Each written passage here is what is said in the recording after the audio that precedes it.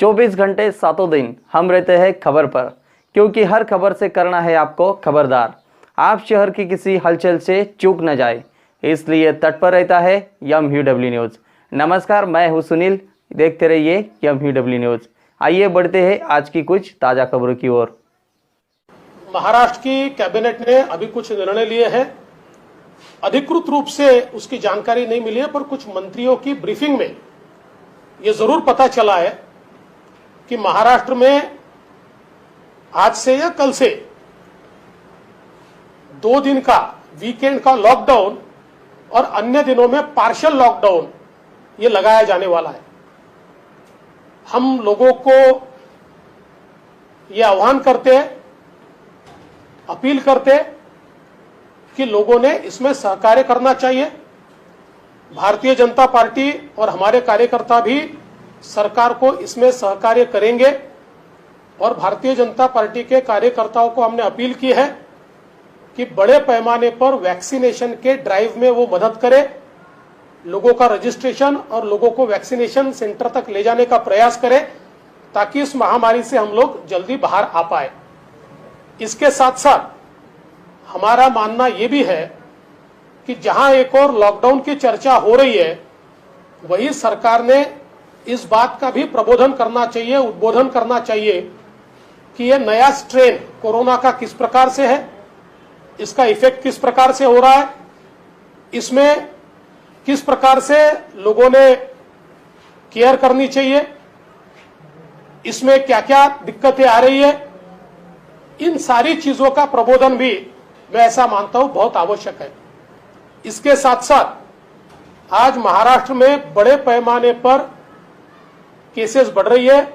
57,000 cases ये आज महाराष्ट्र में रिपोर्ट की गई है और इसके चलते बेड्स की कमी है, ऑक्सीजनेटेड बेड्स की कमी है, वेंटिलेटर्स की कमी है। तो सरकार ने इस पर भी चर्चा करके एक प्लान तैयार करना चाहिए कि इसी प्रकार से संख्या बढ़ती रही तो अगले 10-12 दिनों में हम लोग एक बहुत ही भयावह इस प्रकार की परिस्थिति में पहुंचेंगे। तो उसके लिए सरकार का रोड मैप क्या है, किस प्रकार से सरकार ऑक्सीजनेटेड बेड्स, किस प्रकार से अलग अलग प्रकार की सेवाएं और किस प्रकार से वेंटिलेटर के बेड्स ये सरकार उपलब्ध कराएगी, इसका भी विचार सरकार की ओर से किया जाना चाहिए। इसके साथ साथ हमारी ये भी मांग है कि आज ये जो लॉकडाउन और पार्शियल लॉकडाउन है, इसका बहुत बुरा असर समाज के गरीबों के ऊपर, समाज के मध्यम वर्ग के ऊपर और छोटे व्यवसायिकों के ऊपर पड़ रहा है। ऐसे समय सरकार ने उनको मदद करने का विचार करना चाहिए और सरकार ने बड़े पैमाने पर उनको किस प्रकार से हम लोग मदद कर पाए, इसके बारे में कोई ना कोई पैकेज देना चाहिए। एक और मांग हम सरकार से करना चाहते हैं कि महाराष्ट्र में बड़े पैमाने पर बिजली के कनेक्शन काटने की मुहिम चल रही है। हम सरकार से मांग करते हैं, सरकार ने 5,000 करोड़ रुपए की वसूली इस कोरोना काल में भी अतिरिक्त कर ली है, लोगों के कनेक्शन काट काट के कर लिए। कम से कम अब सरकार ने इसको रोकना चाहिए, क्योंकि लोगों के पास व्यवसाय नहीं है, रोजगार नहीं है, कमाई का जरिया नहीं है। ऐसे समय उनकी बिजली काटना, मैं ऐसा मानता हूं कि ये सुल्तानी राज है और इसलिए इसको भी खत्म करना चाहिए, रोकना चाहिए। इस प्रकार की हमारी अपील है।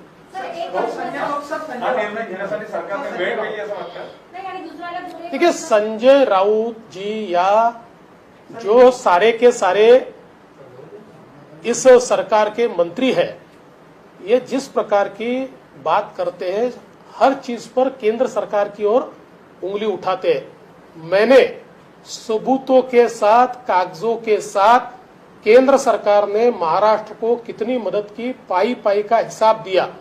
मैं तो मीडिया से भी अपील करता हूं कि कभी उनको पूछे इस पैसे का राज्य सरकार ने क्या किया।